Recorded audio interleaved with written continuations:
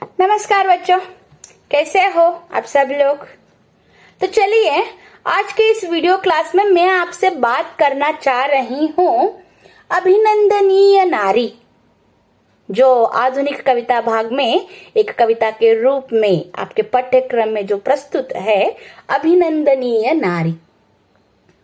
तो नारी जो है नमन स्वरूप है, प्रणाम के हकदार है। तो वो क्यों अभिनंदनीय है?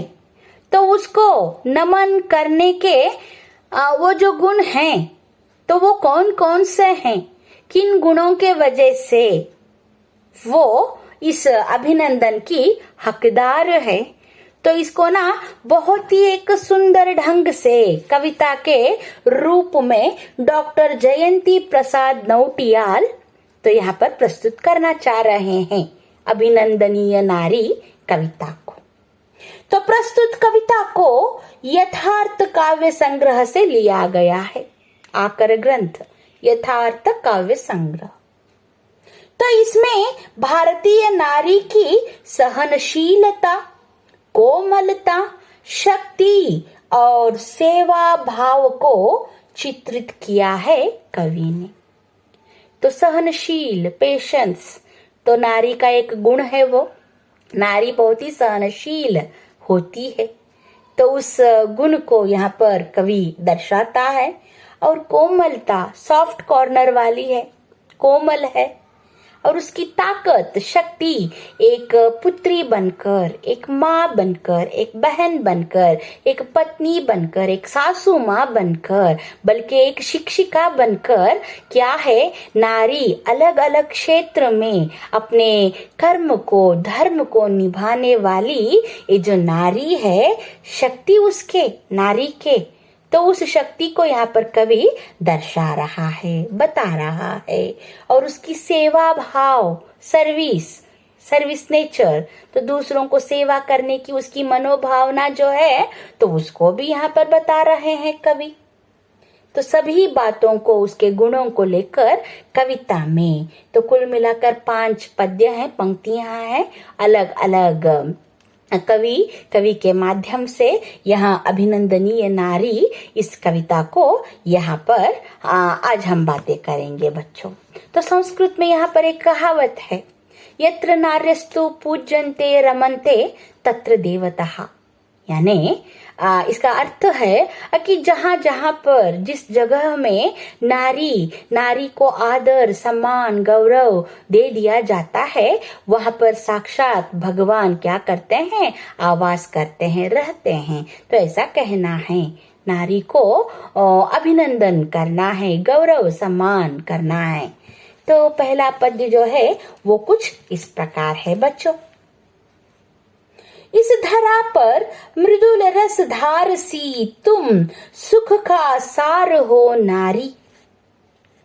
तुम वंदनीय हो, अभिनंदनीय हो, सादर नमन तुम्हें है नारी। धरा सी सहनशील, जल सी निर्मल, फूलों सी कोमल तुम नारी। जीवन की गति, जीवन की रति, जीवन की मति हो तुम नारी। तो देखो बच्चों कितना सुंदर। तो एक नारी होकर, यानी कि एक महिला होकर, वुमेन होकर, तो आज आपके सामने इस अभिनंदनीय नारी को आपके साथ चर्चा करने में ना मुझे बेहद खुशी हो रही है। क्या है, हर एक कामयाब मनुष्य के पीछे एक औरत का ही हाथ होता है। तो इसीलिए वो अर्धांगिनी बनकर, हाफ शर्ट बनकर, हर एक क्या है परिवेश में, हर एक समय में तो वो क्या करती है, पुरुष से, हाँ, तो क्या हर एक सन्निवेश को अपनाकर, अपने कंधे से कंधा मिलाकर क्या है, पुरुष के साथ साथ वो अपना दायित्व निभाती है नारी। नारी से ही एक सुंदर जीवन क्या है साकार हो पाता है। ठीक है ना। तो चलो तो पहला जो पद्य है कुछ इस प्रकार है। कवि के सुंदर अक्षर पंक्तियां देखो यहाँ पर कैसे कह रहे हैं, क्या कह रहे हैं। नारी के अभिनंदनीय गुणों को लेकर बोलते हैं, इस धरा पर, इस धरती पर ना कोमल रस के तरह, रस के धार के तरह, नवरस जो हैं उनकी एक धार के तरह कोमल रूप में तुम सुख का एक सार हो, सुख देने वाली एक जीव हो तुम नारी। नारी से ही जीवन में सुख प्राप्त होते हैं। हाँ, जीवन के नवरस जो है नारी की कोमलता से प्राप्त होता है मनुष्य को। तो उसके मिठास को पिलाने वाली क्या हो, तुम अभिनंदनीय हो, नमन स्वरूप हो, और तुम वंदनीय हो, अभिनंदनीय हो। सादर नमन है तुम्हें नारी, तुम्हें शत शत नमन है, प्रणाम है हे नारी। और तुम अभिनंदन के हकदार हो, नमन के स्वरूप हो। तो इसीलिए मैं झुक कर तुम्हें प्रणाम करता हूँ, नमन करता हूँ तुम्हारे इस गुण के वजह से। आगे बोलते हैं, धरती के जैसे तुम सहनशील हो। धरती में जो सहनशीलता है, पेशेंस, तालमेल, राइट, तो वैसे सहनशील गुण तुम्हारे यहाँ पर है। और जल के जैसे तुम निर्मल हो, पानी के जैसे तुम पवित्र हो, और फूलों के जैसे ना तुम कोमल हो। तो फूल महकते हुए कोमलता से ना वातावरण को जिस तरीके से सुंदर बनाती है, ठीक वैसे ही अपने कोमल स्वभाव से नारी क्या करती है, हर एक वातावरण को सुंदर बना देती है। तो जीवन की तुम गति हो, मार्ग दिखाने वाली, जीवन में ना सही मार्ग दिखाने वाली, पग प्रदर्शिका, मार्गदर्शन देने वाली, गति को दिखाने वाली एक मार्गदर्शिका हो। और जीवन की तुम रति हो, प्रेम हो जीवन की, और जीवन की मति भी हो, बुद्धि हो, सोच हो, विचार हो। तो जीवन को किस तरीके से आगे लेकर बड़े इस बात को बताने वाली एक बुद्धि हो, सोच हो, आलोचना हो। तो इसीलिए तुम्हारे इन गुणों के वजह से बार बार मन तुम्हें नमन करना चाहता है हे नारी। तो ये पहला पद्य जो है उसका कुछ इस प्रकार विवरण, ठीक है। तो आगे चलो, बहुत ही और एक सुंदर सा दूसरा पद्य पंक्ति कुछ इस प्रकार बच्चों सुनो। बचपन में चहक चिरैया सी तुम इटलाती हो, माता पिता के मन में ना आनंद हिलोर उठाती। चलती ठुमक ठुमक बजती पैजनिया प्यारी, बाबुल के अंगना में तुलसी बिरवासी न्यारी। देखो बच्चों कि बोल रहे हैं कवि कि बचपन में चहकती है नारी। नारी के जब बचपन में ना जब वो आवाज करती है, चहकती है, तो मानो एक चिरैया, छोटी सी पंछी नारी के रूप में, लड़की के रूप में क्या कर रही है, आंगन में आवाज कर रही है, चहक रही है। ऐसा एक महसूस दिलाती है वो नारी अपने बचपन में। और माता पिता के मन में ना बचपन में ऐसे चिरैया के जैसे आवाज निकालकर आनंद रूपी एक तरंग को वो क्या कर देती है, उठा देती है। हिलोर का मतलब है तरंग, वेव, जो खुशी के हैं, जो संतोष के हैं। तो खुशी के उन तरंगों को क्या करती है, माता पिता के मन में वो उठा देती है, उत्पन्न कर देती है अपनी आवाज से, राइट। और आगे जब चलती है वो आंगन में ठुमक ठुमक, तो तब उसकी पैजनिया यानी के पैरों के जो आवाज है, हाँ, तो आवाज जो है, तो वो आवाज माता पिता के मन में खुशी खुशी के तरंग को उठा देते हैं, उत्पन्न कर देते हैं।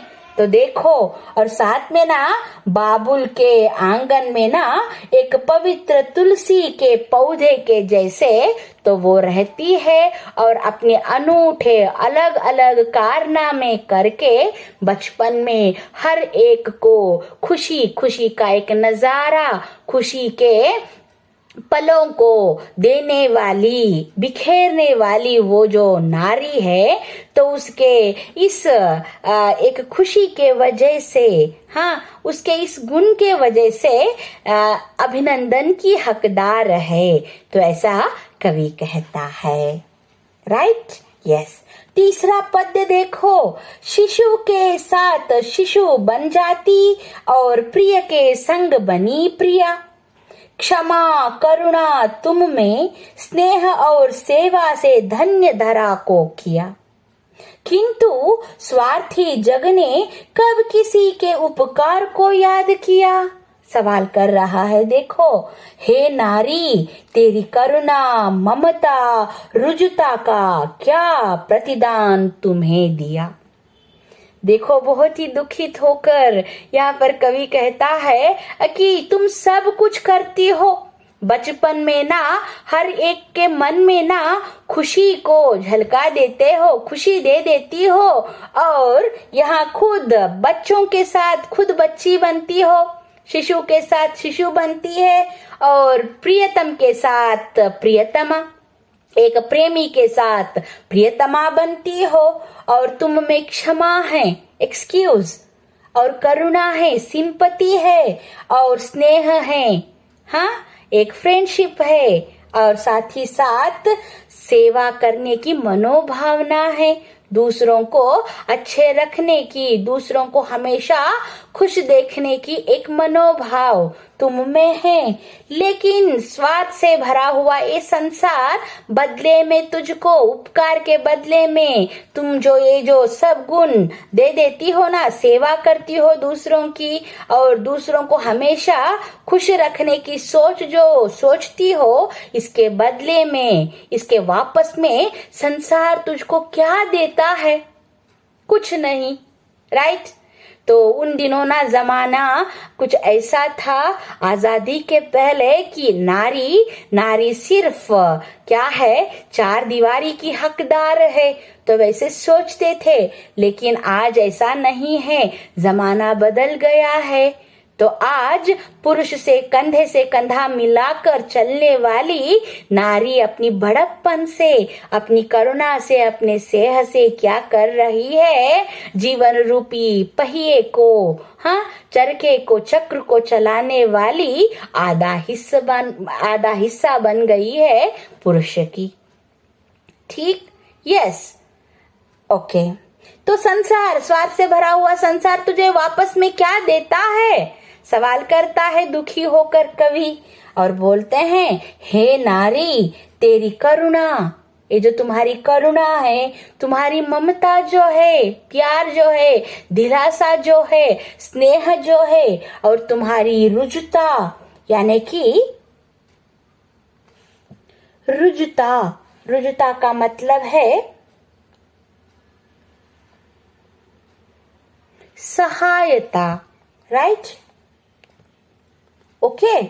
तो यहाँ पर बोल रहे हैं, तुम करुणा से भरी हो, तुम ममता से भरी हो, ठीक, और सीधापन, सिंपल लिविंग, सरल जीवन, रुजुता, सीधापन, तुम्हारा ये जो सरल जीवन जो है, तो ये प्रतिदान में इसके लिए तुमको क्या मिलता है। कवि बहुत ही मन में दुख को लाकर नारी के इस परिश्रम के बदले में नारी को वापस में क्या मिलता है, कुछ भी न मिलने पर भी ना कभी मायूस होती नहीं है नारी। तो वो क्या है, हमेशा अपने कर्तव्य पर डटे हुए जीवन को आगे लेकर चली जाती है। तो यही एक गुण जो है, तो त्याग मनोभावना, तो नारी को क्या है, नमन करने का एक हक दिला देता है बच्चों। तो अगले देखो, अगले पद्य में क्या करता है कवि, नारी अबला नहीं बल्कि यह नारी रणचंडी भी है। कृत्या है यह दुर्दम दैत्य नाशिनी दुर्गा माँ भी है। शक्ति और शिवानी है यहाँ और कात्यायनी भी है। दैत्यों के शोणित को पीने वाली महाकाली भी है नारी। तो देखो यहाँ पर बोल रहे हैं नारी अबला नहीं है, कमजोर नहीं है, बल्कि यह नारी रणचंडी की अवतार है। यस, बुराई को नाश करने वाली चंडी की एक अवतार है नारी। और कृत्या है यह दुर्दम, यानी कि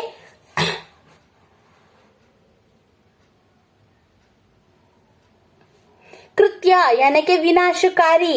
यस, दुर्दम यानी कि कभी अंत न होने वाला। तो कभी अंत न होने वाला वो जो विनाश है, हाँ, तो उस विनाश को नाश करने वाली दुर्गा माँ है। बुराई को अंत करने वाली दुर्गा माँ है। तो विनाश को नाश करने वाली और उस विनाश को नाश करके वहां पर अच्छाई को लाने वाली दुर्गा माँ है। शक्ति की रूप है शिवानी, पार्वती का रूप है वो कात्यायनी है। Right, yes. दैत्य राक्षसों के शोणित को, रक्त को पीने वाली महाकाली है नारी। नारी अबला नहीं है, कमजोर नहीं है। तो यहाँ पर कवि ऐसे बोलते हैं। तो अंत में क्या बोलते हैं देखो, विविध रूपों में सजी यह नारी सृष्टि का श्रृंगार है। नारी ही न हो तो फिर किस काम का यह संसार है। जिस घर में इसका सम्मान है वह आनंद का आगार है। अगर जीवन में नारी न हो तो मानव जीवन ही बेकार है। तो अंत के सुंदर पद्य में, पंक्तियों में कवि कहता है कि विविध रूपों में, यानी कि अलग अलग, कात्यायनी, शिवानी, काली माँ, दुर्गा माँ, रणचंडी के अवतार में, और माँ के रूप में, बहन के रूप में, पत्नी, और अलग अलग विविध रूप में पूजने वाली और विविध रूप में सम्मान प्राप्त करने वाली नारी जो है, औरत जो है, सृष्टि का श्रृंगार है। जगत अगर सुंदर दिखता है तो उसकी वजह है नारी।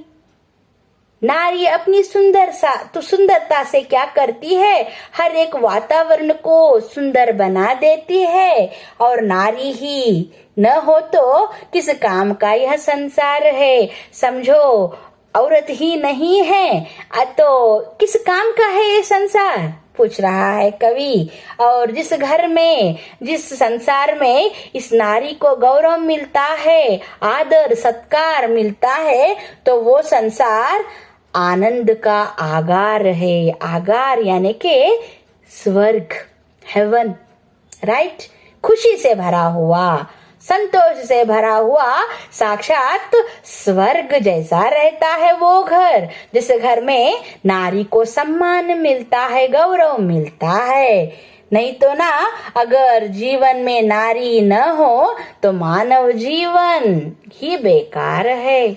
मनुष्य का जीवन बेकार हो जाता है जब नारी ही नहीं रहती है वहां पर।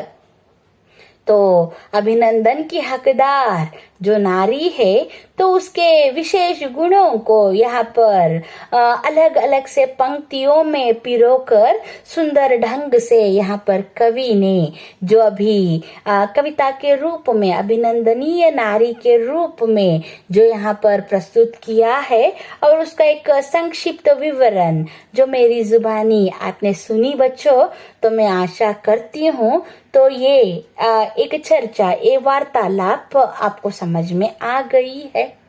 तो ठीक है, तो अगले क्लास में और कुछ बातों को लेकर मैं आपसे सामने क्या है मौजूद हो जाऊंगी और मिलूंगी।